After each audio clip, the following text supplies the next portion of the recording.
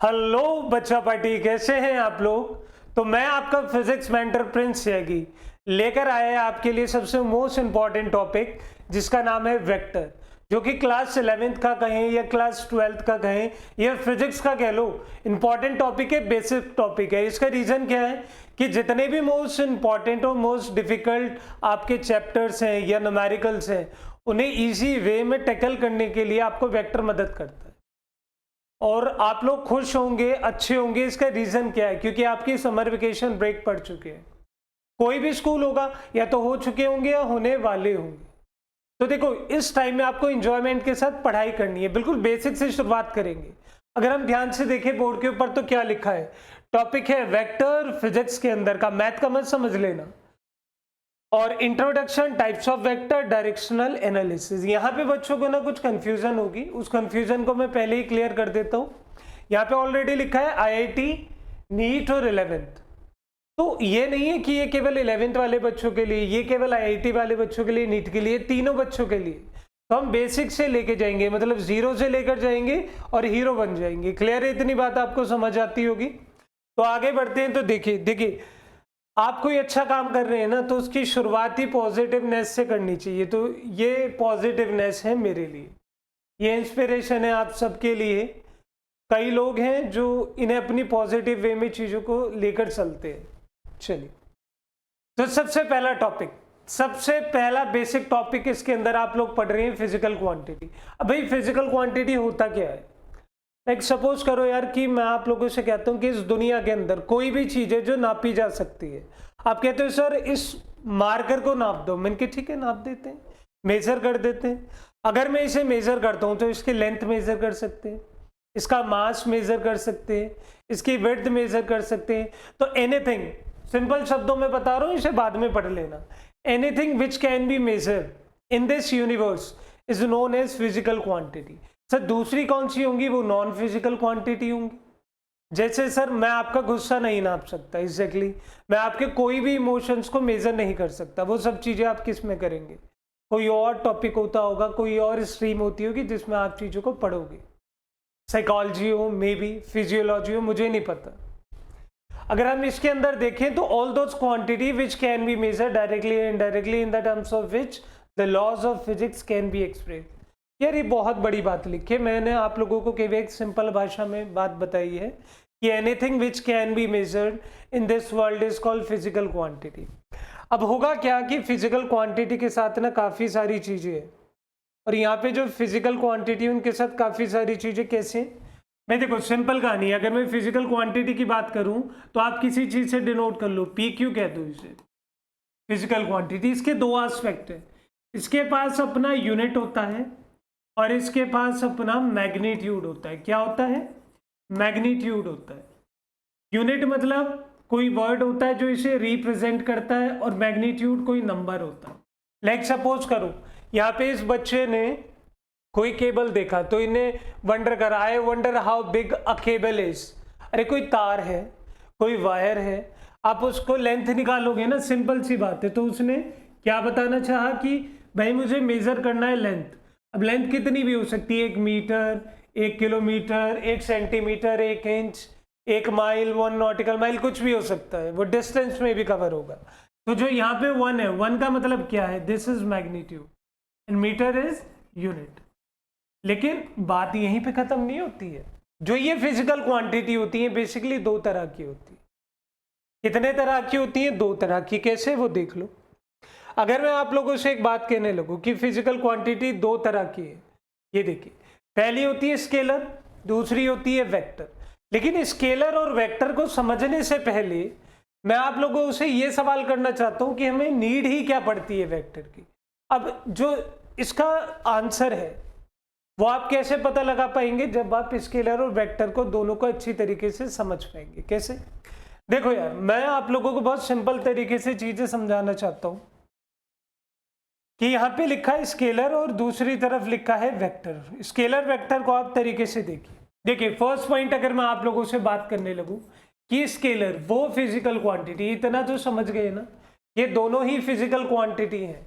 बस physical quantity को जब आप डायरेक्शन के बेसिस पे डिफरेंशिएट करते हैं, मतलब डायरेक्शन के बेसिस पे जब डिफरेंशिएट करोगे फिजिकल क्वांटिटीज को तो वो दो तरह की होती है, स्केलर्स और वेक्टर।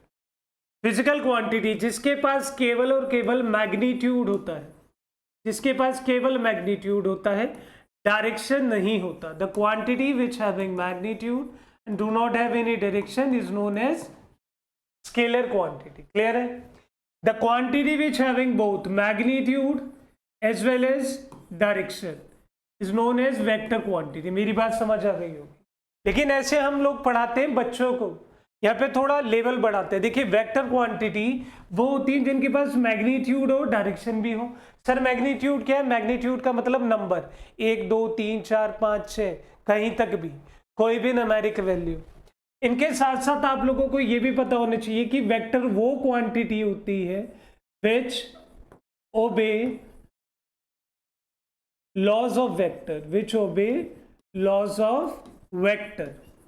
अच्छा ये क्या होते हैं भाई? देखो वेक्टर का बेसिक तुम जान लो, इसके बारे में हम चीजें आगे समझ लेंगे, लेकिन मैं तुम्हें समझा देता हूं। देखो आप चाहते हो कि सर स्केलर का एग्जांपल, भाई स्केलर के एग्जांपल की बात करें तो स्पीड होता है, टाइम ले लो, मास ले लो, डिस्टेंस, मेरी बात समझ पा रहे हो, टेम्परेचर। क्लियर है? अगर हम वेक्टर की बात करें तो वेक्टर की एग्जांपल्स की बात, डिस्प्लेसमेंट, वेट, फोर्स, ऐसे बहुत सारे, इलेक्ट्रिक फील्ड। लेकिन यहाँ पे और इस वाले पार्ट में बहुत बड़ा डिफरेंस है। उसका रीजन क्या है वो समझ लेना। एक सपोज करो मैं आप लोगों को कुछ बातें समझाता हूँ जो आपको बहुत अच्छी तरीके से समझ आ जाएगी। यहाँ पे क्या लिखा है कि देखो बेसिक बच्चे को बताया कि यार इसके पास मैग्नीट्यूड है, डायरेक्शन है, इसके पास केवल और केवल मैग्नीट्यूड है। क्लियर है? और बड़े बच्चों को हम क्या समझाते हैं कि जो लॉज ऑफ वेक्टर को ओबे करते हैं। लॉज ऑफ वेक्टर को क्या ओबे करना है? फिर एक बात बताओ, 1 + 1 कितना होता है? 2, 2 + 3 कितना होता है? 5, 5 + 6 कितना होता है सर? 11। सर सिंपल बात बता रही हूँ, ठीक है? बोले बच्चों देखो, अब जो वेक्टर क्वांटिटी होती है उसके ऊपर हमेशा एरो लगा होता है। क्लियर है?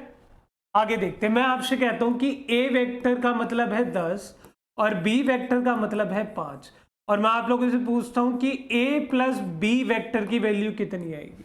तो पता है यहाँ कितने बच्चे, वो आधे से ज्यादा ये कह देंगे सर 15 आएगी। लेकिन मैं आपको इस बात को बैट लगा के बता सकता हूं कि a + b की वैल्यू को जब जोड़ोगे तो 15 नहीं आएगा। इसके रीजन क्या है? क्योंकि वेक्टर वो क्वांटिटीज हैं जिनके खुद के लॉज हैं, क्या आप उन्हें ऐड करना चाहते हो, मतलब ये सिंपल एल्जेब्रिक लॉ से नहीं चलती कि 2 + 2 4 हो गया। वेक्टर के केस में 2 + 2 4 नहीं हो सकता। इसके किसी भी कैलकुलेशन पार्ट को, सब्ट्रैक्ट को, एडिशन को, मल्टीप्लिकेशन को, डिवीजन को, किसी भी पार्ट को देख लो आप, सबके लिए एक इंपॉर्टेंट लॉस की रिक्वायरमेंट होगी। ये लॉस क्या है उन्हें हम आगे पढ़ेंगे। अभी हमने केवल इतनी बात जानी है कि वेक्टर्स क्या होते हैं और स्केलर क्या होते हैं। तो तुम्हें इतनी बात समझ आ गई ना कि वेक्टर क्या है, स्केलर क्या है? मेरी बात समझते हो? और अगर आप रह भी जाते हो ना तो बैक करके चीजों को एक बार क्या कर लिया करो, स्क्रीनशॉट ले लिया करो, ताकि आप चीजें आराम से समझ पाओ। देखो पीछे जाते हैं हम, यहाँ पे आता है द नीड ऑफ वेक्टर। अगर मैं नीड ऑफ वेक्टर की बात करूं तो आप खुद सोच के देखना कि यहाँ पे नीड क्या हो सकती है इसकी।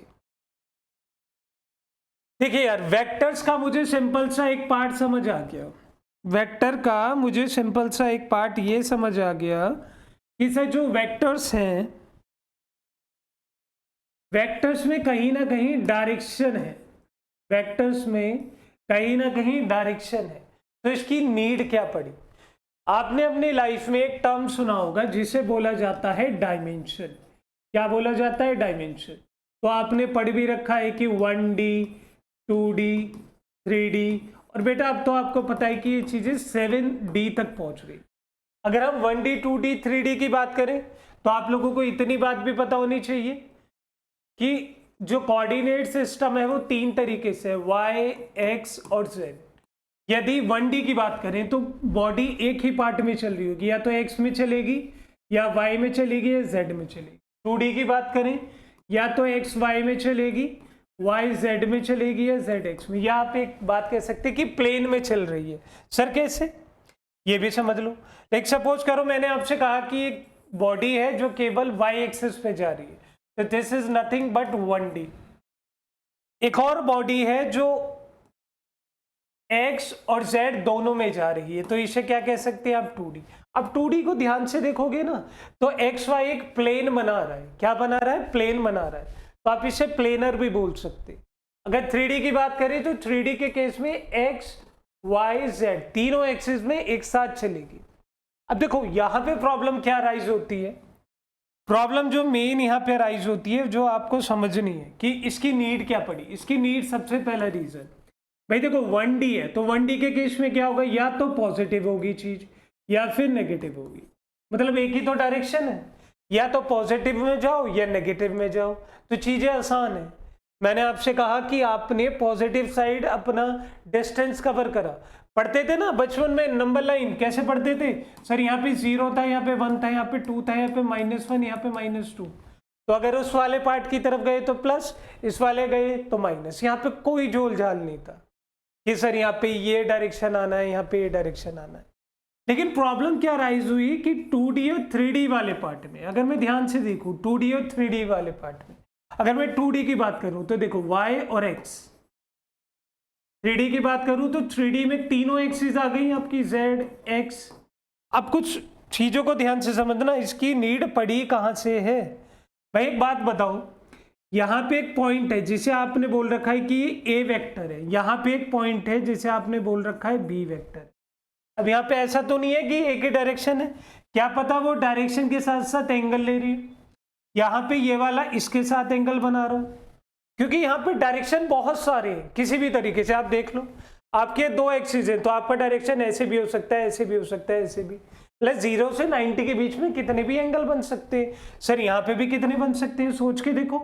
मैं चाहूं तो यहाँ पे स्पेस के अंदर इनका क्या बना दूं, इनका एक वेक्टर बना सकता हूं। तो 2D और 3D के अंदर हमारे पास डायरेक्शन बहुत सारे थे, तो बेसिकली नीड क्या हुई, नीड हुई टू मैनी डायरेक्शंस, कि यहाँ पे जो डायरेक्शंस है वो बहुत सारे, और जितने भी ये डायरेक्शंस हैं वो अलग अलग है, जिसकी वजह से हमें वेक्टर्स की नीड पड़ी। अगर 1D वाला खेल होता तो पॉजिटिव नेगेटिव लिखते और काम खत्म करते। बात क्लियर आ गई समझ मेरी बात, इसका स्क्रीनशॉट ले लेना। आगे देखते,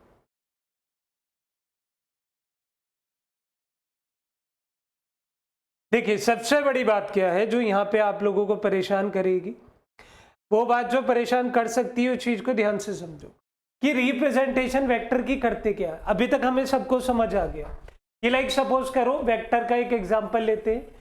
वेक्टर का एक एग्जांपल लिया जिसे बोला जाता है वेलोसिटी। क्लियर, वेलोसिटी को मैंने v से डिनोट करा और उसके ऊपर एक एरो साइन बना दिया। एरो क्या रिप्रेजेंट करता है, इसका डायरेक्शन।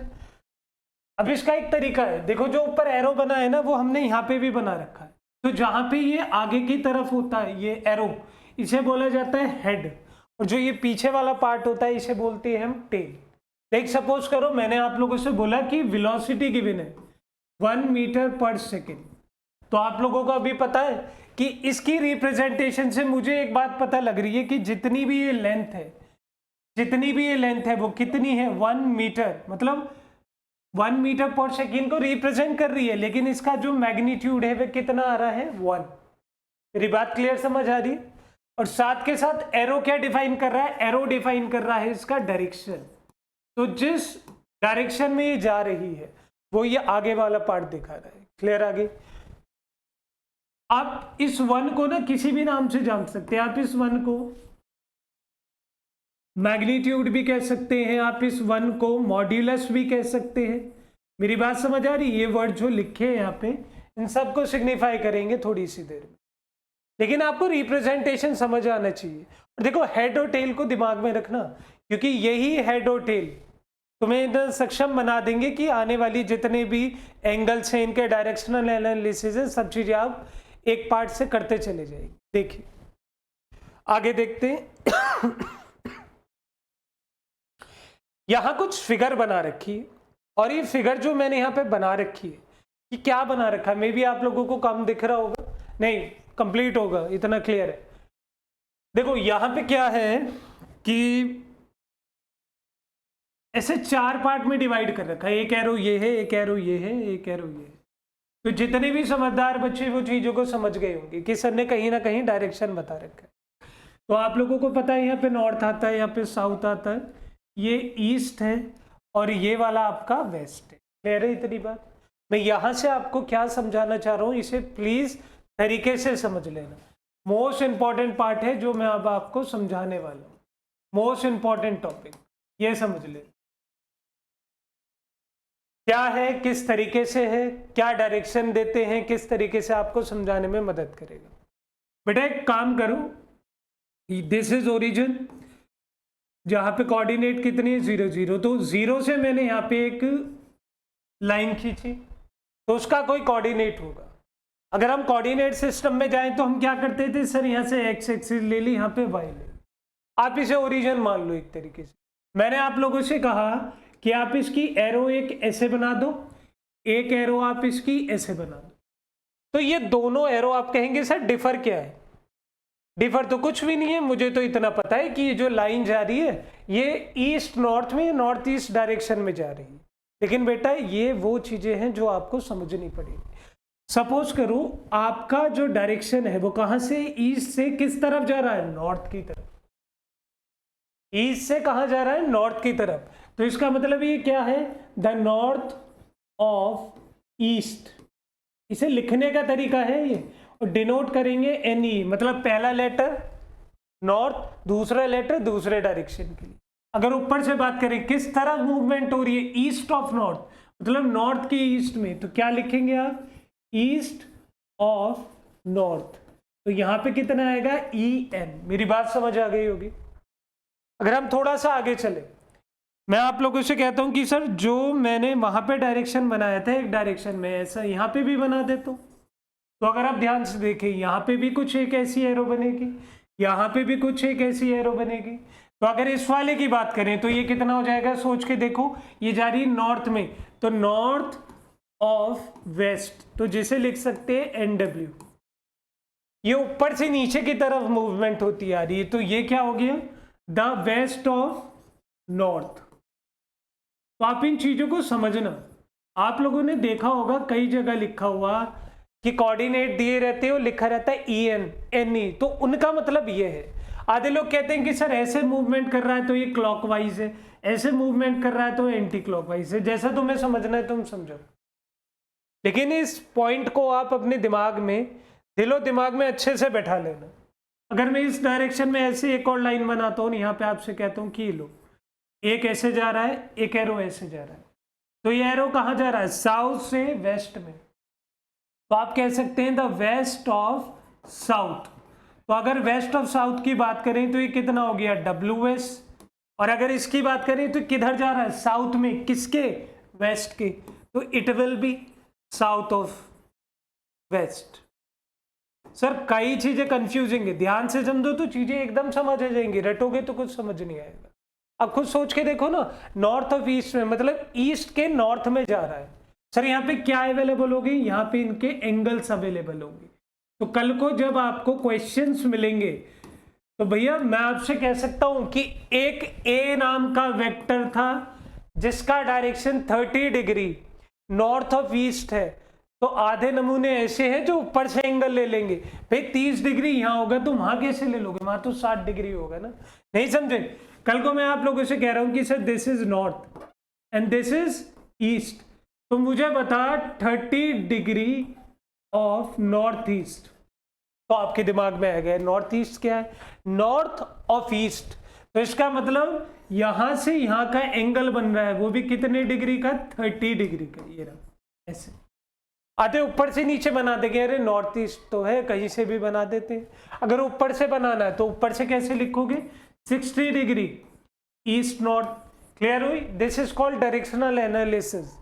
ये आपको वेक्टर्स में हेल्प करेगा, तब आप क्या कर रहे होंगे, अपने न्यूमेरिकल्स कर रहे होंगे। क्लियर है इतनी बात। चलिए आगे की तरफ ले लो, रोक के एक देखो, पॉज कर लेना और पॉज करके चीजों को अच्छे से क्या करनी है, आपको कॉपी करनी है, स्क्रीनशॉट। देखो मेरा एक चीज माननी है, जो मे बी आप मानो या मानो, गूगल से देख लिया, फोटो खींच ली, और किताबों में नहीं लिखा, किताबों में भी लिख लिया, वहां से भी पढ़ लिया, लेकिन यार ब्रेन तो खाली है, तुम्हारा दिमाग तो खाली है। तुम फोन भरने में लगे पड़े हो, तुम अपने गैजेट्स को भरने में लगे पड़े हो कि यार 128 GB है, चल ठीक है, क्लियर करते रहते। दिमाग का क्या सोचा है? ट्रिलियन, मैं कह रहा हूँ कितने करोड़ अरब खरब इतनी आपकी स्टोरेज होगी। तो चीजों को एट द मोमेंट अच्छे से समझो और उन्हें कॉपी करना थोड़ा बंद करो, मेरा मानना तो यही है। देखिए आगे आते हैं, आपके वेक्टर्स शुरुआत हो गए कि वेक्टर्स बेसिकली कितने तरीके के होते हैं। तो देखिए सबसे पहला आपका आता है द टाइप्स ऑफ वेक्टर। सबसे पहला आता है पोजीशन वेक्टर, डिस्प्लेसमेंट वेक्टर। अब जब भी इन दोनों शब्दों की बात होगी, पोजीशन और डिस्प्लेसमेंट, पोजीशन और डिस्प्लेसमेंट, आपके दिमाग में कुछ बातें आनी चाहिए। देखिए position, it specify the length. कैसे सर? मैं आपको दो ही एक्सिस दिया करूंगा, लाइक सपोज करो y और यहाँ पे x। मैंने आप लोगों से बोला कि यहाँ पे एक वेक्टर बना हुआ है a वेक्टर नाम का, जिसकी लेंथ है आप सपोज करो 5 मीटर। तो बेटा ये आपका पोजीशन वेक्टर है, क्योंकि पोजीशन वेक्टर हमें बताता है टेल अस द लेंथ, ये हमें लेंथ बताता है किसी भी वेक्टर की। तो ये वाली जो लेंथ है, अब लेंथ कैसे पता लगी होगी? इसकी सबसे बड़ी खासियत क्या है? ये हमेशा फिक्स रहता है।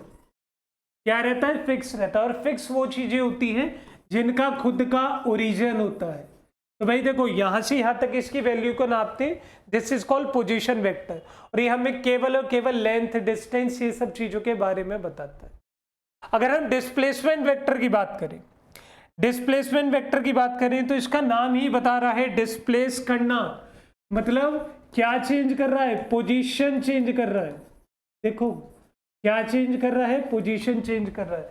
तुमने इतनी बात नहीं समझी कि अगर आपके पास दो एक्सिस है, एक y है एक x है, और मैंने आप लोगों से कह दिया कि भाई यहाँ पे एक a वेक्टर है, यहाँ पे आपका b वेक्टर है, तो आप मेरे पास आओगे, सर एक बात तो बता दो। मैंने कहा हाँ पूछो। सर आपने इनकी तो लेंथ बता दी, अब मुझे इतना तो बताओ इन दोनों के बीच में कितना डिफरेंस है। मैंने कहा यार सही कह रहा है बच्चा तुम। तो पहली पोजीशन मेरी क्या थी? होगी कुछ 2 1 कोऑर्डिनेट रख लो। अब मेरी कुछ पोजीशन आ गई 2 4। तो भाई मैं जानना चाहता हूं कि डिस्प्लेसमेंट, इसने कितनी पोजीशन बदली, इसने कितनी पोजीशन बदली, समझे? ये वाला पार्ट, इसने कितना थीटा एंगल बदला। क्या पता ये 70 डिग्री हो और ये 30 डिग्री हो, तो थीटा की वैल्यू अब 40 ला दोगे, लेकिन ये सब कुछ वेक्टर की टर्म्स में आना पड़े। तो इसे क्या बोलते हैं? Displacement vector. और याद रखना इसका कोई फिक्स ओरिजिन नहीं होता, नॉट अ फिक्स ओरिजिन। या आप ध्यान से देखो तो आप एक और चीज समझ सकते हो कि इसे फ्री वेक्टर के नाम से बोलो और इसे फिक्स वेक्टर के नाम से। बात समझ आ गई आप लोगों को इतनी?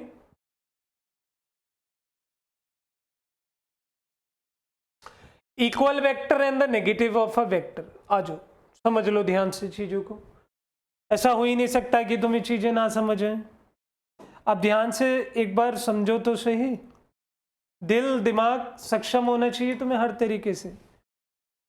इक्वल वेक्टर की बात करें तो इक्वल सुनते ही आपके दिमाग में क्या आ रहा है? लाइक सपोज करो कि एक ए वेक्टर है और दूसरा बी वेक्टर है। भाई इसकी वैल्यू 1 मीटर है और इसकी वैल्यू भी 1 मीटर है, और दोनों के डायरेक्शन नॉर्थ की तरफ है। तो आप लोग यहां से क्या समझ पा रहे हो कि इक्वल वेक्टर वही होंगे जिनका मैग्नीट्यूड और डायरेक्शन दोनों के दोनों क्या होंगे भाई? सेम होंगे। क्या होंगे? सेम होंगे। कल को मेरे पास ऐसे मत आना कि सर मेरा ए नाम का वेक्टर है 1 न्यूटन का और सर मेरा ये बी नाम का वेक्टर है 1 न्यूटन का। क्या ये दोनों सेम होंगे? बेटा इसका डायरेक्शन नॉर्थ मान ले तो इसका डायरेक्शन तो क्या मान ले? साउथ मान ले। अब ये मत चल जाने सर नॉर्थ इधर का होता है, नॉर्थ ऊपर होता है, ऐसे नहीं। वो एक बात बोली है मैंने, क्लियर है? लेकिन तुम चले जाओगे, मुझे तुम पे इतना भरोसा है तो मैं हटा देता हूं, ठीक है? ये लो। तो सर ये दोनों ईस्ट डायरेक्शन में जा रही है। इसकी बात करें तो सर ये ईस्ट में जा रहा है, तो ये किस में जा रहा है? वेस्ट में जा रहा है। मेरी बात क्लियर हो गई? अगर हम नेगेटिव ऑफ अ वेक्टर की बात करें, देखो negative of a vector simple सी कहानी है। जब जब वेक्टर की टर्म आपके दिमाग में आती है तो आप अपने दिमाग में एक बात बैठा लेना। कैसे? सर अगर मैं आप लोगों के लिए कुछ इस तरीके से एक वेक्टर लिख रहा हूं और उस वेक्टर का नाम दे रहा हूं पी एन क्यू। क्या वेक्टर का नाम दे रहा हूं? P Q. तो पी क्यू के ऊपर आपको क्या मिलेगा? इसके ऊपर आपको एक वेक्टर का साइन मिलेगा और इसकी वैल्यू सपोज करो 5 मीटर है। मतलब ये जो इसका लेंथ है वो कितनी है? 5 और यूनिट कितनी है? तो सपोज मुझे समझ आ गई ना ये वेक्टर क्वांटिटी, लेकिन इसका अपना एक डायरेक्शन है। अगर मैं इसके अपोजिट की बात करने लगूं कि सर मुझे तो इस डायरेक्शन की जरूरत पड़ेगी, तो मैं कह सकता हूं कि इस वैल्यू को आप क्या कर दो, केवल माइनस साइन लगा दो, क्योंकि माइनस साइन हमेशा वेक्टर के केस में एक ही बात दिखाता है, इट रिप्रेजेंट अपोजिट डायरेक्शन। अपने दिल दिमाग में बात अच्छे से बिठा लो। आप सर बार बार दिल दिमाग क्यों कह रहे? क्योंकि ये दोनों ही एक दूसरे के साथ कोऑर्डिनेशन नहीं कर पाते। अगर आप इतने कैलिबर रखते हैं कि एक दूसरे के साथ ये कोऑर्डिनेशन कर ले, तो आपको जो ये छोटी चीजें हैं, ये इतना इंपॉर्टेंट टॉपिक है, जो आप सिली मिस्टेक करते हैं, ये सब चीजें आप भूल जाओगे। मेरी बात समझ आ गई?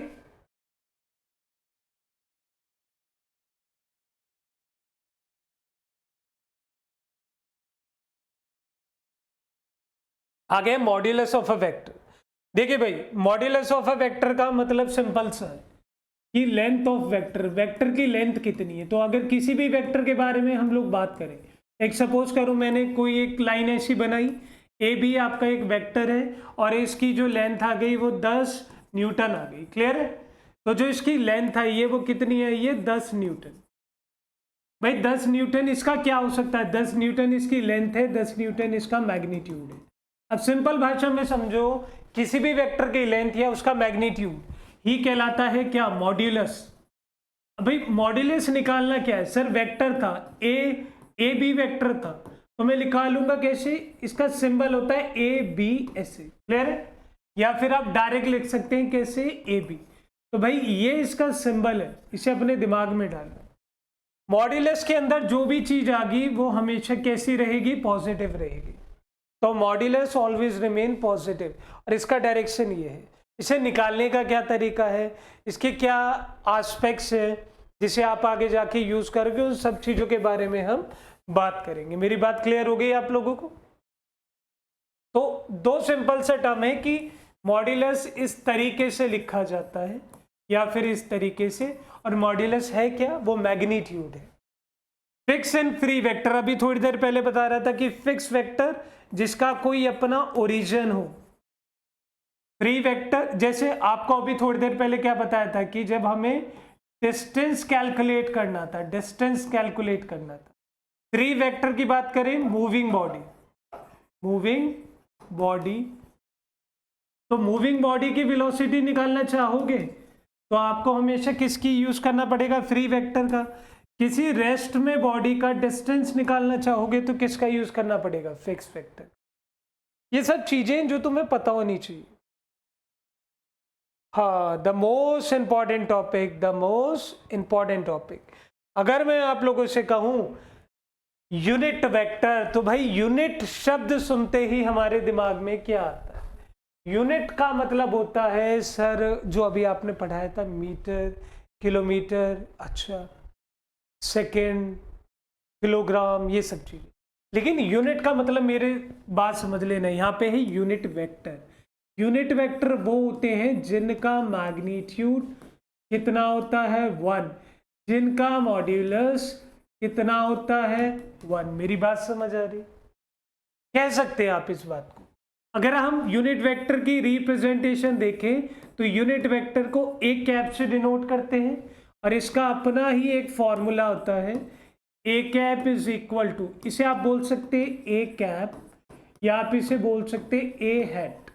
क्लियर है?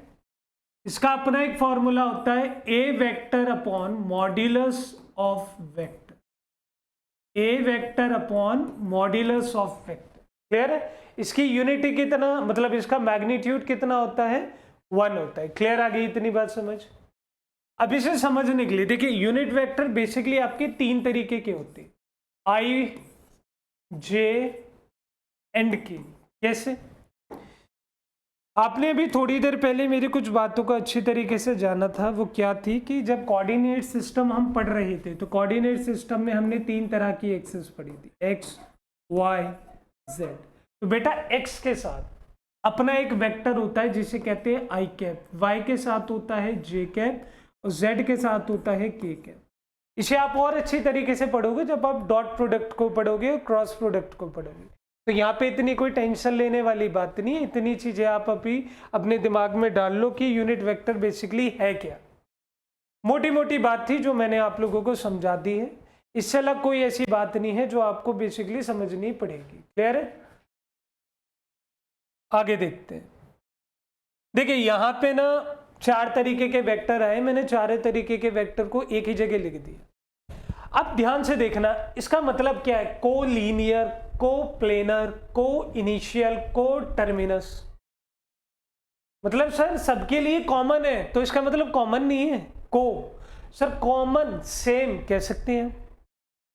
तो अगर मैं आपके लिए बात करूं कि कोलीनियर, तो कोलीनियर का मतलब क्या होगा भाई? कोलीनियर का सिंपल सा मतलब है को मतलब सेम, को मतलब सेम, जो चीजें सेम जा रही हो।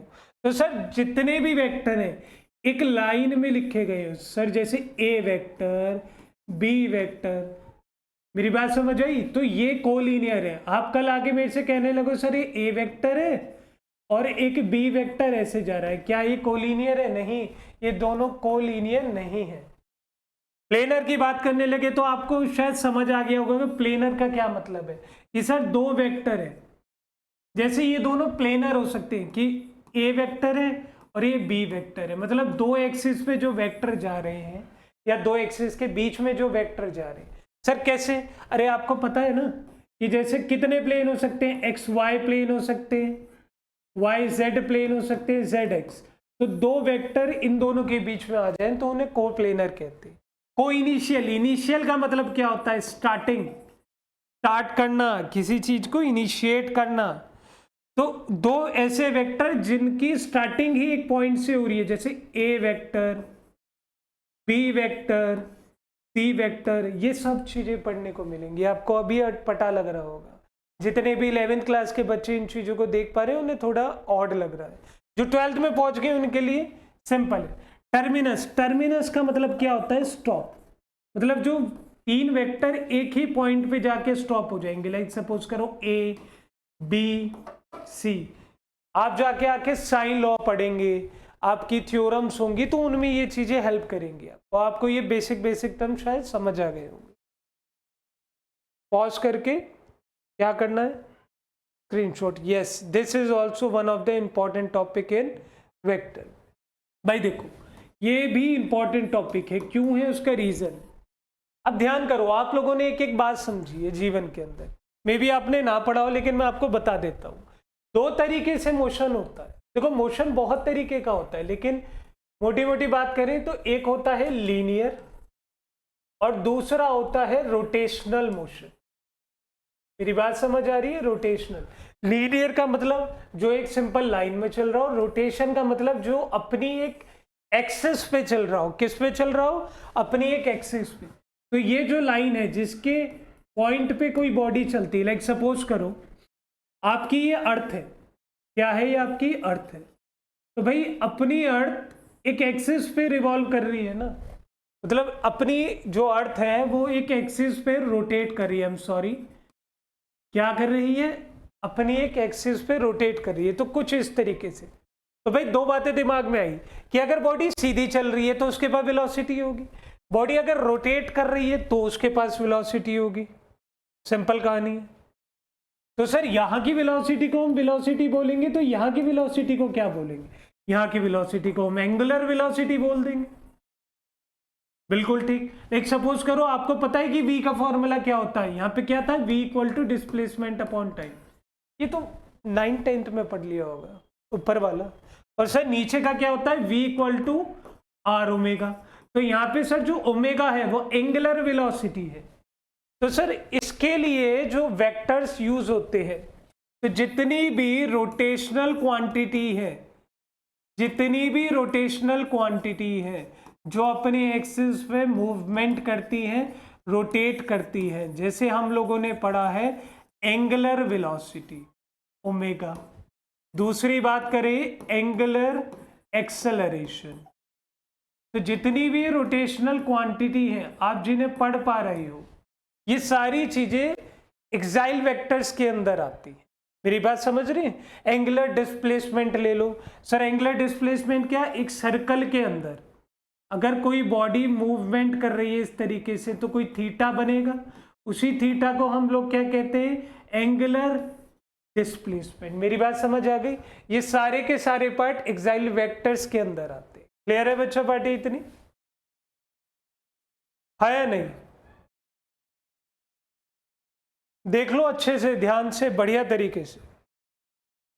और आपको नहीं समझ आई तो चीजें कुछ इस तरीके से समझ लो कि डायरेक्शन, जैसे अगर मैं आपकी बात करूं, अगर आपको कोई बाहर की तरफ चीजें निकालनी है तो उसका डायरेक्शन ऐसे जा रहा है, कोई चीज ऐसे चल रही है तो उसका डायरेक्शन ऐसे जा रहा है। मेरी बात समझ रहे हो?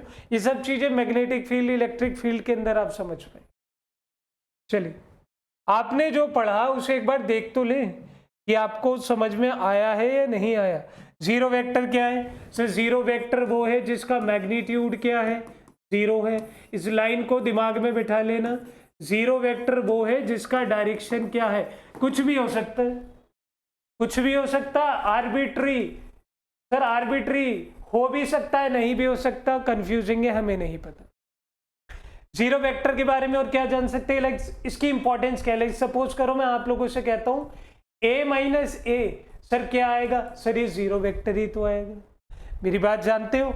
इसकी और प्रॉपर्टीज क्या है कि किसी भी वेक्टर के साथ जीरो को ऐड करो तो वही वेक्टर दोबारा निकल के आ जाएगा। तो जीरो वेक्टर की भी अपनी एक इंपॉर्टेंस है। जीरो वेक्टर्स को भी हम रेफरेंस मार के न्यूमेरिकल्स कर लेते हैं।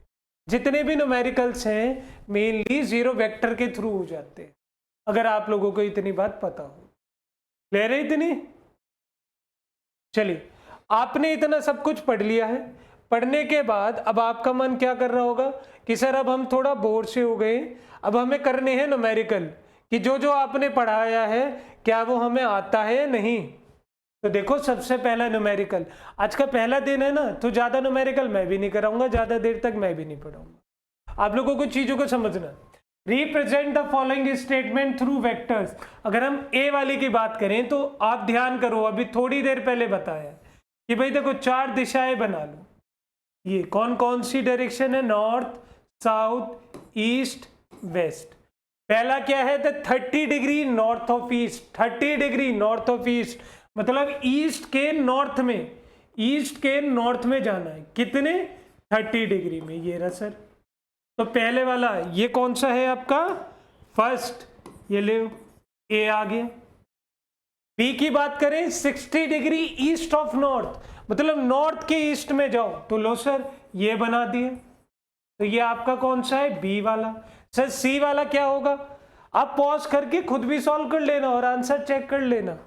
45 degree west of south, 45 degree west of south. तो वेस्ट ऑफ साउथ, साउथ के वेस्ट में, तो साउथ के वेस्ट में कुछ इस तरीके से चलेंगे। और यहां पे कितना हो गया सर? 45 डिग्री। मेरी बात समझ आ गई? चलिए, ये चीजें आप कर सकते हैं। डी की part, the south of west, तो साउथ ऑफ वेस्ट ये डी हो गया, ये सी हो गया। ई की बात करें द वेस्ट ऑफ नॉर्थ, तो वेस्ट के नॉर्थ में ये जा रहा, कितना? 30 डिग्री, ये वाला आपका ई हो गया। अब सारे कर लोगे, मुझे पूरा भरोसा है। आप मे भी इस वाले पार्ट में अटक जाओगे। बेटा एक कुछ नहीं है, सिंपल सी आपको बात बता रहा है। आधे बच्चे इसे छोड़कर बैठ गए होंगे, डर लग रहा होगा उन्हें। अरे ड्यू ईस्ट, ड्यू ईस्ट मतलब ईस्ट के डायरेक्शन में, ड्यू का मतलब है in the direction of east. देखो कितना सिंपल है। मैंने ये नहीं कहा 20 सेंटीमीटर ईस्ट, मैंने ड्यू ईस्ट कह दिया तो बच्चा सोचने लगा ड्यू पीछे आगे, नहीं, ईस्ट के डायरेक्शन में 20 सेंटीमीटर जाना है तुझे। ये ले, बात समझ आ गई? ये वो चीजें हैं जो तुम्हें अपने दिमाग में बेसिक के रूप में रखनी पड़ेगी, क्योंकि यही तुम्हें हेल्प करेंगे क्वेश्चंस में। एक बच्चा कमेंट कर भी सकता है, मुझे कोई दिक्कत नहीं, वो कहेगा सर इनकी जरूरत क्या है? भाई इसकी पूरी पूरी जरूरत है, पूरी पूरी नीड है। क्यों?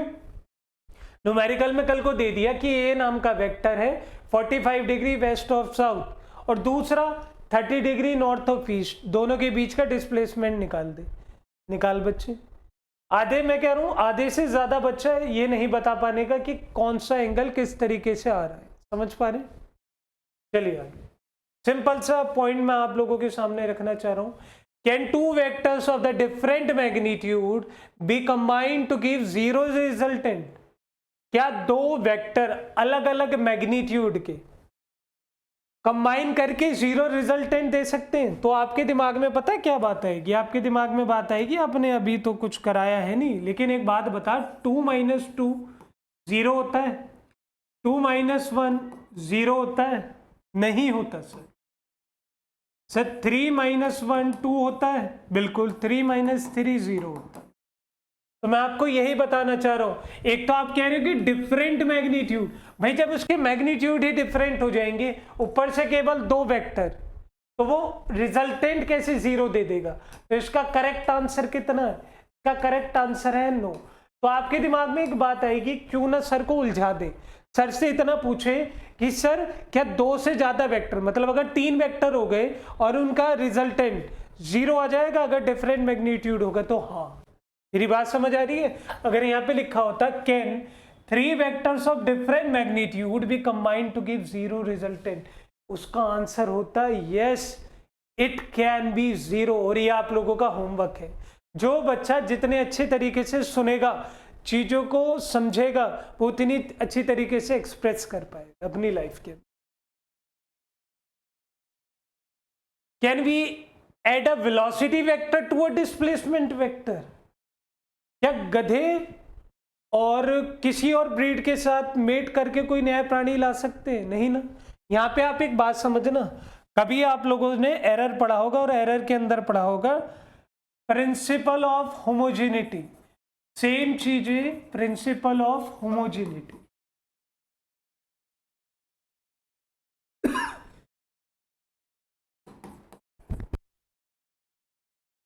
यहां पे क्या है? लाइक एड लाइक, जो जैसा है वो उसके साथ ही जुड़ेगा। जनरली तो यही होता है।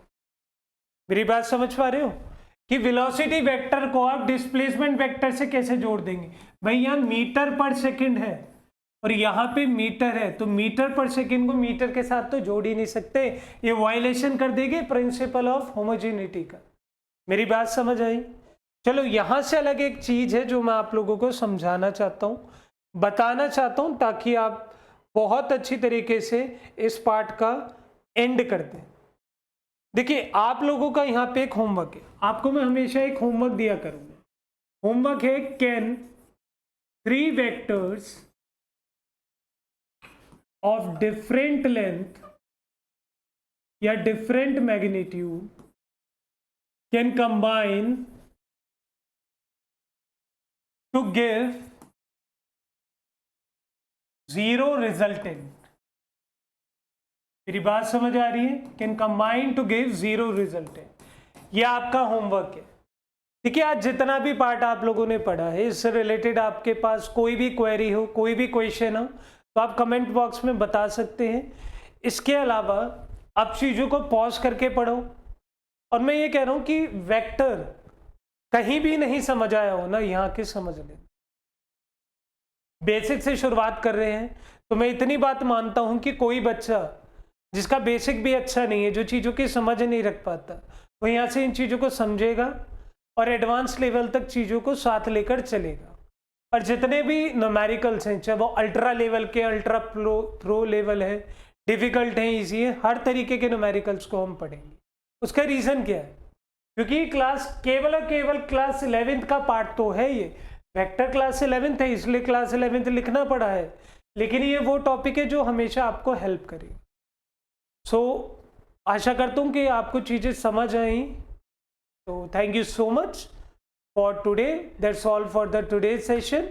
और किसी भी तरह की क्वेरी के लिए आप कमेंट बॉक्स में कांटेक्ट कर सकते हैं। Thank you so much.